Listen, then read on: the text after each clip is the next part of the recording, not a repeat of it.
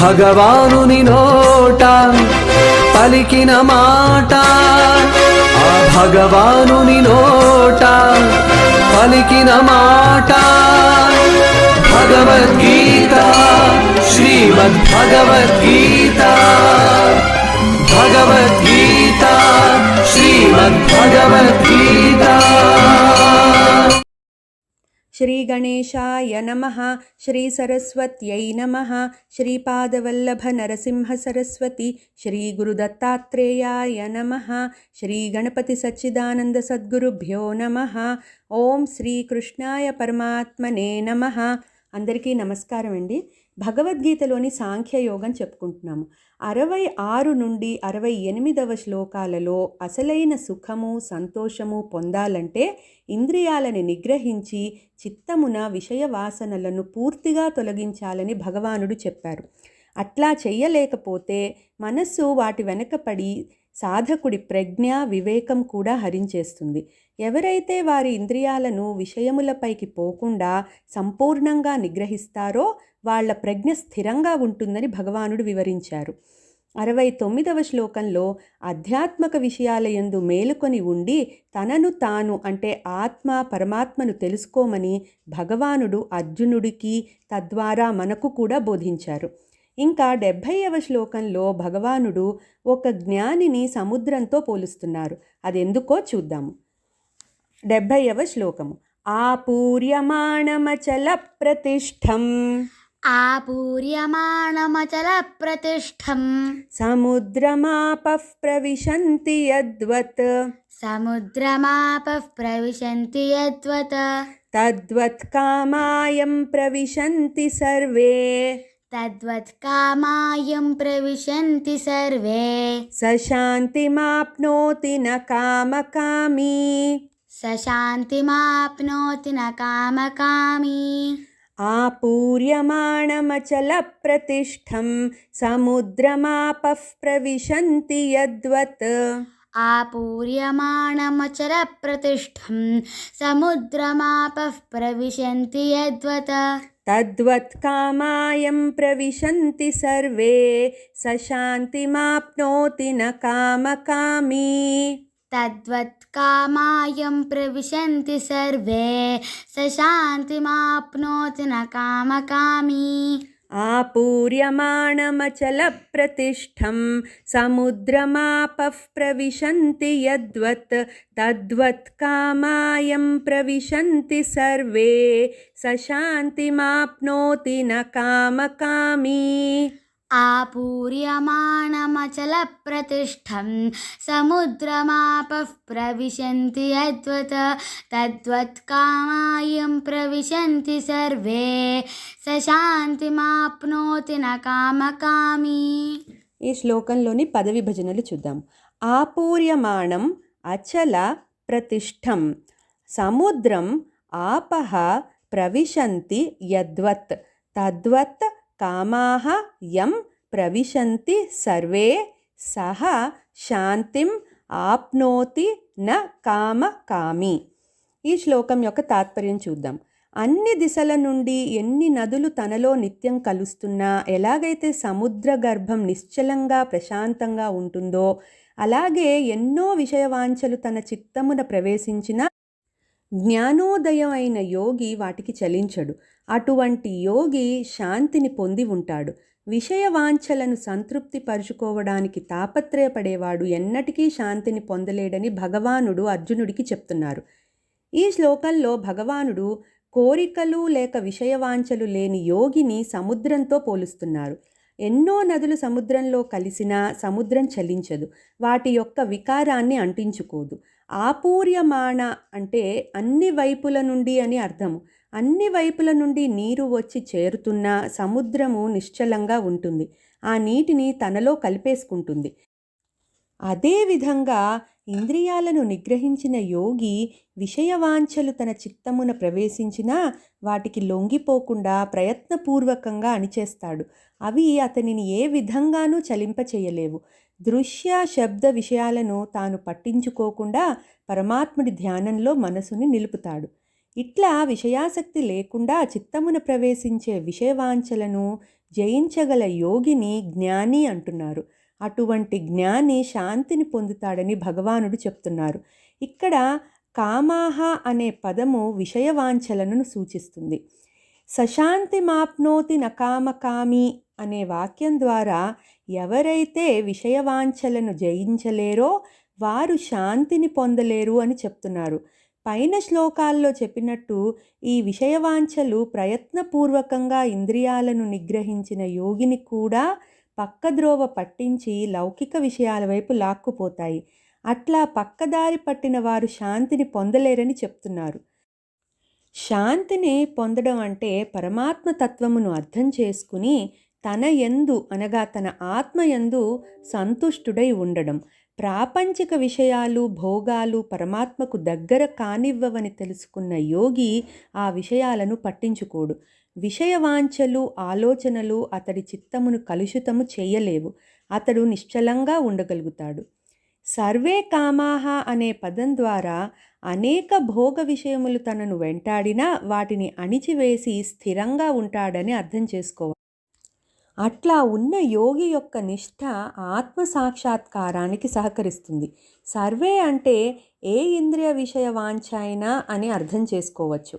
ఇక విషయవాంఛలను జయించలేని వారిని చిన్న చిన్న చెరువులు బావులు సరస్సులు నదులతో పోల్చవచ్చు. వర్షాకాలంలో ఎక్కువ నీరు వచ్చినప్పుడు అవి పొంగిపోయి గందరగోళం సృష్టిస్తాయి. ఎండాకాలంలో నీరంతా ఎండిపోయి నిరుపయోగంగా ఉంటాయి. అట్లా అజ్ఞానుల చిత్తము విషయవాంఛలు వచ్చినప్పుడు స్థిరంగా ఉండదు. ఆ కోరికలను తీర్చుకోవడానికి ప్రయాసపడతారు. సంతోషము దుఃఖము అనే ద్వంద్వాలకు లోనయ్యి శాంతిని కోల్పోతారు. 63వ శ్లోకంలో చెప్పినట్టు చివరకు వారు పతనమైపోతారు.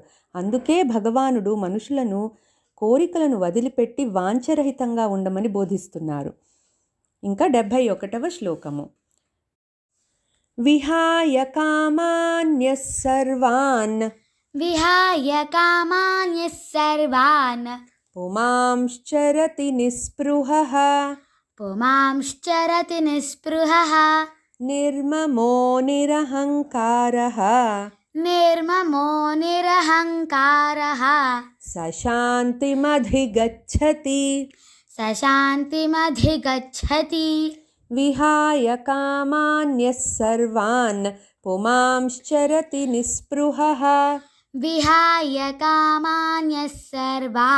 పుమాంశ్చరతి నిస్పృహః నిర్మమో నిరహంకారః సశాంతిమధిగచ్చతి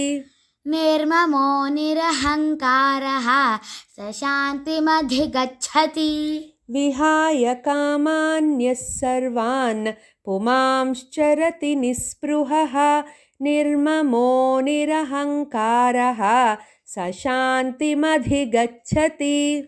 విహాయ కామాన్యః సర్వాన్ పుమాంశ్చరతి నిస్పృహః నిర్మమో నిరహంకారః సశాంతిమధిగచ్చతి. ఈ శ్లోకంలోని పద విభజనలు చూద్దాము. విహాయ కామాన్ యః సర్వాన్ పుమాన్ చరతి నిస్పృహః నిర్మమః నిరహంకారః సహ శాంతిం అధిగచ్చతి. ఇంకా ఈ శ్లోకం యొక్క తాత్పర్యం.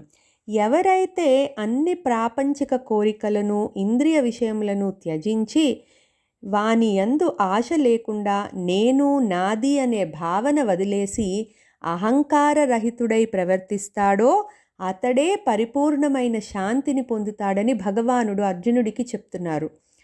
ఈ శ్లోకంలో భగవానుడు పరిపూర్ణమైన శాంతి పొందడానికి ఏం చెయ్యాలో వివరిస్తున్నారు. ఒక వ్యక్తి యొక్క ప్రశాంతత వేటి వల్ల భంగం అవుతుందో చెప్పి వాటిని త్యజించమని బోధిస్తున్నారు.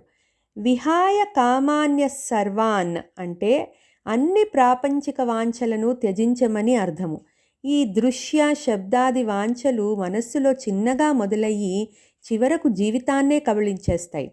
వాటిని తీర్చుకునే ప్రయాస శాంతిని దూరం చేస్తుంది. సుఖాలు దుఃఖాలు అనే ద్వంద్వాలకు గురి చేసి మనుషులను మంచి చెడు కూడా మర్చిపోయేనంత వరకు తీసుకుని వెళ్తుంది. ఇవి లోభము క్రోధానికి దారితీసి మనిషిని పతనం చేస్తాయి. అందుకే భగవానుడు ఈ ప్రాపంచిక వాంఛలను తీర్చుకోవడంలో కాదు, వాటిని సంపూర్ణంగా నిర్మూలించడంలో అంతర్గత శాంతి లభిస్తుందని చెప్తున్నారు.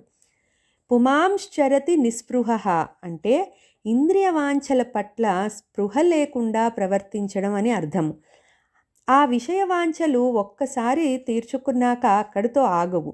అవి మళ్ళీ మళ్ళీ పుడుతూనే ఉంటాయి. వాటి యందు ఆశ వాటి గురించి తపించేలా చేస్తుంది. ఇప్పుడు ఎవరైనా ఒక సుఖం అనుభవించారనుకోండి, ఆ సుఖం దూరం కాకూడదని అనుకుంటారు. ఆ స్పృహ లేక ఆశ అతడిని దాన్ని నిలుపుకోవడానికి ప్రేరేపిస్తూ ఉంటుంది. ఒక్కసారి అది అత్యాశగా మారి శాంతిని పొందనివ్వదు. అందుకే సుఖాలపై స్పృహని త్యజించమని నిస్పృహ అనే పదం ద్వారా చెప్తున్నారు. అట్లా ఉండడం వల్ల సుఖాలు దూరమైనా వాటి కోసం దుఃఖించాల్సిన పని ఉండదు. అప్పుడు శాంతి లభిస్తుంది. నిర్మమో నిరహంకార అంటే లౌకిక వస్తువులపై బంధాలపై మమకారము వదిలేసి అహంకార రహితంగా ఉండాలని అర్థం. ఈ మమకారం వల్ల నాది అన్న భావన మొదలైతే, నాది అనుకున్న ఏ వస్తువు అయినా దూరం అయితే దుఃఖమే మిగులుతుంది. ప్రతి వస్తువు భగవంతుడికే చెందుతుంది, ప్రతి పని భగవంతుడు మన ద్వారా చేయిస్తున్నాడు అనుకుంటే దేని పట్ల మమకారం ఏర్పడదు. సమయానుసారం ఏదైనా వస్తువు మన దగ్గరకు వస్తే దాని మీద మమకారం పెంచుకోకుండా ఉంటే తరువాత బాధపడాల్సిన పని ఉండదు. మమకారం ఒక్కోసారి మోహానికి దారితీస్తుంది. ఇటువంటి మోహం వల్ల ఏదైనా దూరం అయితే మనుషులు అశాంతికి లోనై వారిని వారు మర్చిపోయి ప్రవర్తిస్తూ ఉంటారు. ఇక వీళ్ళకి భగవంతునిపై ధ్యాస ఎక్కడిది? అందుకే భగవానుడు మమకారాన్ని వదులుకోమని నిర్మమః అనే పదము ద్వారా చెప్తున్నారు. దీనివల్ల మనుషులు ద్వంద్వాతీతంగా ఉండి ఏ పరిస్థితినైనా సమత్వ భావనతో ఎదుర్కొంటారు. ఇంకా అహంకారం వదులుకోమని నిరహంకార అనే పదం ద్వారా చెప్తున్నారు. అహం అంటే నేను అనే భావన. ఇటువంటి భావన చాలా ప్రమాదకరం. ఇది కూడా ఒక వికారం. మనస్సుని తేలికగా ఉండనివ్వదు మరియు చాలా అనర్థాలకు దారితీస్తుంది. ఏది జరిగినా నేనే కారణం, నా వల్లే పనులు నడుస్తున్నాయి, అందరూ నన్ను గౌరవించాలి, నా మాటే వినాలి అనేవి అహంకారి లక్షణాలు. దీనివల్ల మనుషులు చాలా కోల్పోయి అందరికీ దూరం అయ్యి చివరికి శాంతి లేక అధోగతి పాలవుతారు. ఇంద్రియ నిగ్రహంతో అన్ని విషయవాంఛలను త్యజించి మమకారము అహంకారము లేకుండా భగవదారాధన చేసేవారే శాంతిని పొందుతారని మనం అర్థం చేసుకోవాలి. ఈ శ్లోకంలో భగవానుడు పైన పేర్కొన్న 4 లక్షణాలను త్యజించిన వాడే శాంతిని పొందుతాడని స్పష్టంగా చెప్తున్నారు. ఇంకా 72వ శ్లోకము. ఏషా బ్రాహ్మీ స్థితిః పార్థ एषा ब्राह्मी स्थितिः पार्थ నైనాం ప్రాప్య విముహ్యతి नैनां प्राप्य विमुह्यति స్థిత్వా స్యామంతకాలేపి स्थित्वा स्यामन्तकालेऽपि బ్రహ్మనిర్వాణమృచ్ఛతి. ब्रह्मनिर्वाणमृच्छति ఏషా బ్రాహ్మీ స్థితిః పార్థ నైనాం ప్రాప్య విముహ్యతి. एषा ब्राह्मी स्थितिः पार्थ नैनां प्राप्य विमुह्यति స్థిత్వా స్యామంతకాలేపి బ్రహ్మనిర్వాణమృచ్ఛతి. स्थित्वा स्यामन्तकालेऽपि ब्रह्मनिर्वाणमृच्छति ఏషా బ్రాహ్మీ స్థితిః పార్థ నైనాం ప్రాప్య విముహ్యతి. స్థిత్వా స్యామంతకాలేపి బ్రహ్మనిర్వాణమృచ్ఛతి. एषा ब्राह्मी स्थितिः पार्थ नैनां प्राप्य विमुह्यति स्थित्वा स्यामन्तकालेऽपि ब्रह्मनिर्वाणमृच्छति. ఈ శ్లోకంలోని పద విభజనలు చూద్దాము. ఏషా బ్రాహ్మీ స్థితిః పార్థ న ఏనాం ప్రాప్య విముహ్యతి. స్థిత్వా అస్యాం అంతకాలే అపి బ్రహ్మనిర్వాణం రుచ్ఛతి. ఈ శ్లోకం యొక్క తాత్పర్యం.